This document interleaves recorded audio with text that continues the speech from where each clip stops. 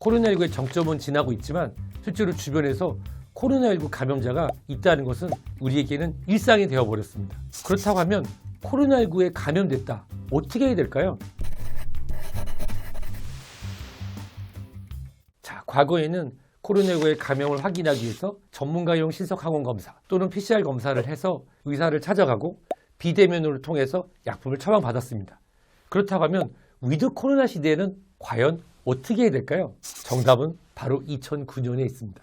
2009년, 2010년 H1N1 신종플루 때 기억을 더듬어 볼까요? 당시 독감은 4종 전염병 질환이었는데 일시적으로 1종에 준하는 가장 높은 등급으로 관리를 했었죠. 그런데 어떻게 했죠? 병원에 가서 신속 항원 검사로 독감을 진단을 받고 독감이라고 확인이 되는 경우 타미플루를 처방받았습니다.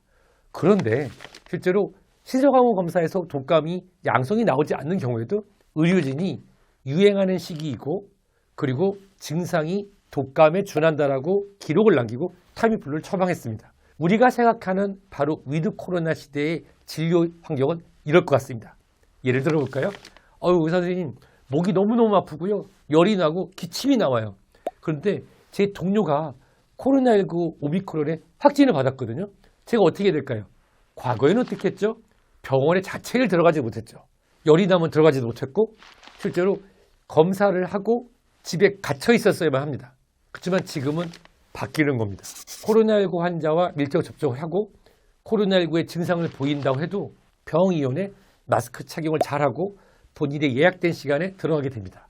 그러면 의료진은 본인의 보호장구를 우주복 같은 걸 입는 것이 아니라 기본적인 보호장구를 하고 실질적으로 진료를 진행하고요.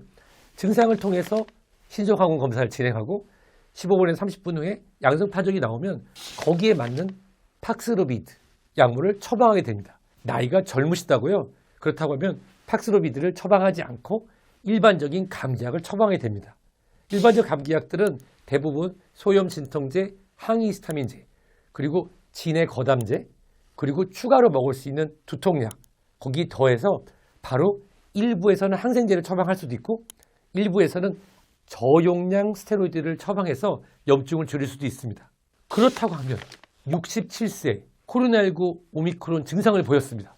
목이 너무 아프고 열은 안 나는데 몸을 두들겨 맞은 것처럼 아파서 병원에 갑니다. 이분은 우선적으로 신속항원 검사와 동시에 PCR 검사를 진행합니다.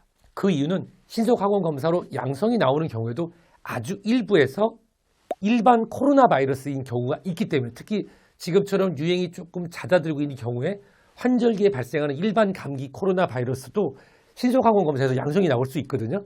따라서 신속항원 검사로 15분, 30분 만에 양성을 확인하고 빠르게 PCR 검사를 하면서 이분들은 팍스로비드를 처방하게 됩니다. 여기서 이제 두 가지 길로 나눠집니다. 어떻게 해요?